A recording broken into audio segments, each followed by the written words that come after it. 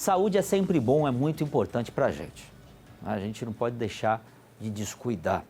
E a Débora Nóbrega fez uma entrevista muito interessante sobre dengue. O que ela traz para a gente? Olha só. Pois é, Paulo, o Brasil chegou a 987 mortes por dengue, segundo o último boletim do Ministério da Saúde em 2022. Esse é um número recorde de óbitos por ano, que superou aí o último patamar, que era de 2015.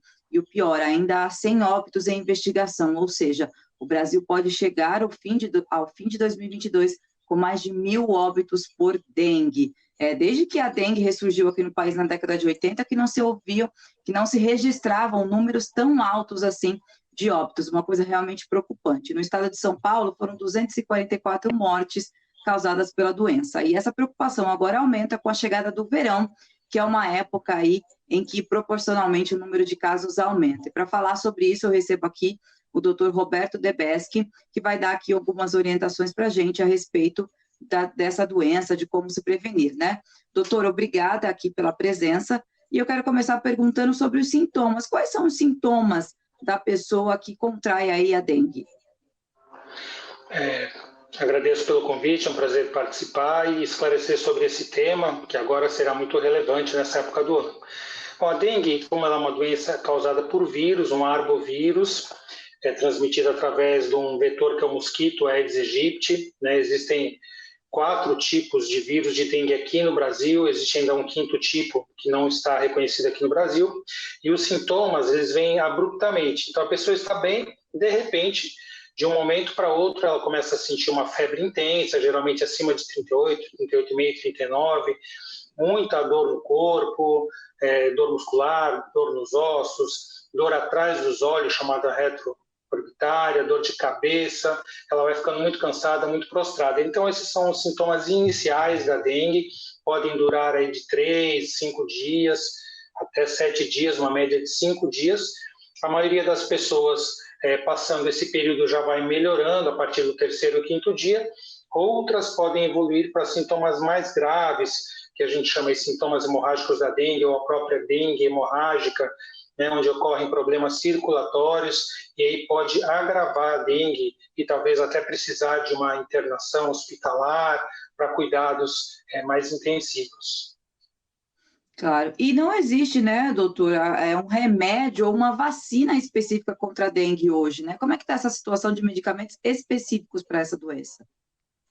Então, existe uma vacina para dengue, ela não tem uma eficácia tão boa, ela ainda não tem uma boa distribuição também, né? E medicamentos, não existem medicamentos específicos para a doença, como para a maioria das viroses não existe. Então, o tratamento é o tratamento sintomático, né? Então, a gente vai tratar os sintomas, a febre, a dor, principalmente, muito importante deixar esse alerta, as pessoas precisam se hidratar muito, tomar muito líquido, muita água, muito suco, soro caseiro, porque isso evita a agravação da dengue para aqueles sintomas mais graves, hemorrágicos, né? Isso evita a agravação, a hidratação adequada, né? Então, por não haver um tratamento específico para essa doença, o que nós temos como muito importante é a prevenção, para prevenir a dengue.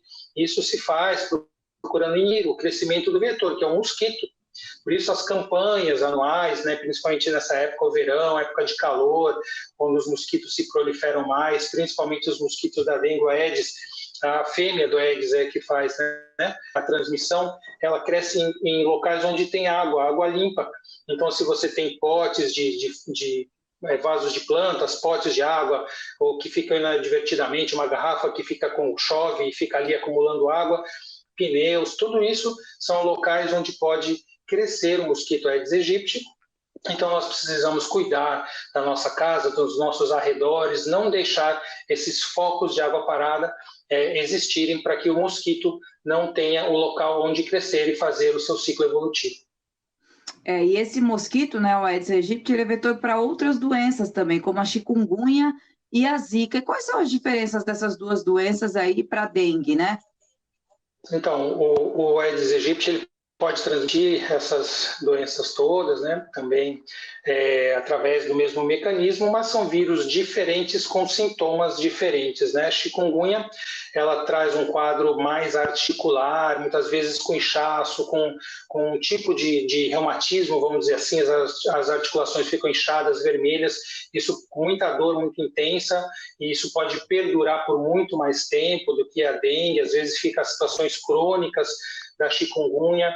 A Zika, a gente vê a importância dela quando tivemos uma epidemia alguns anos atrás, onde mulheres gestantes que tiveram a Zika acabaram tendo problemas com os seus filhos, com a microcefalia. Então, são doenças por vírus diferentes, com sintomas diferentes, causadas pelo mesmo vetor, que é o Aedes. Então, daí a importância da gente evitar realmente a presença desse mosquito, fazer o máximo possível para dificultar a sua proliferação.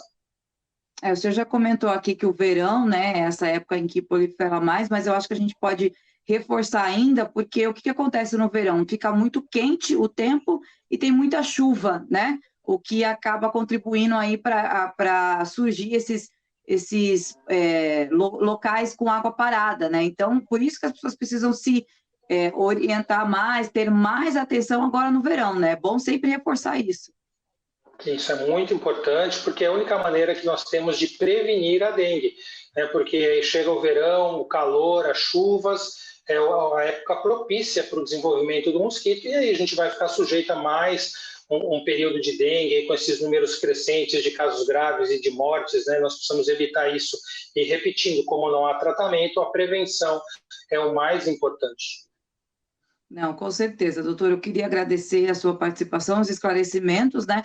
Porque é muito importante realmente aí que as pessoas se previnam acima de tudo, né? Sim, com certeza. Vamos cuidar da nossa saúde, da saúde dos outros. Às vezes a gente cuida da nossa casa e o vizinho não cuida da casa dele. Isso também é um problema muito sério. Então, essa questão de consciência coletiva, né, é muito importante para essa época do ano em relação à dengue. Aí, Paula, aí ficam essas dicas para que a gente possa, aí no final do ano de 2023, não repetir esses números, né? A gente não quer, não é aquele tipo de recorde que a gente quer bater novamente. Então, fica aí a dica para todo mundo, não só para cuidar da sua própria casa, mas também aí orientar os vizinhos, os familiares, essa consciência coletiva é bastante importante. Eu volto com você aí no estúdio.